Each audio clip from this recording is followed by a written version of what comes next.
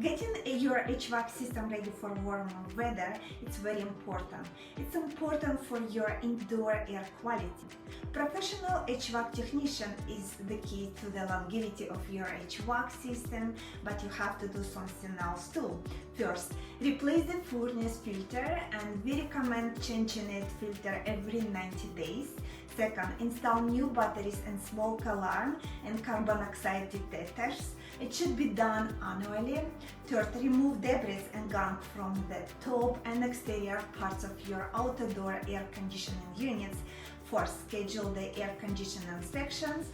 And fifth, adjust your thermostat to welcome the warmer weather.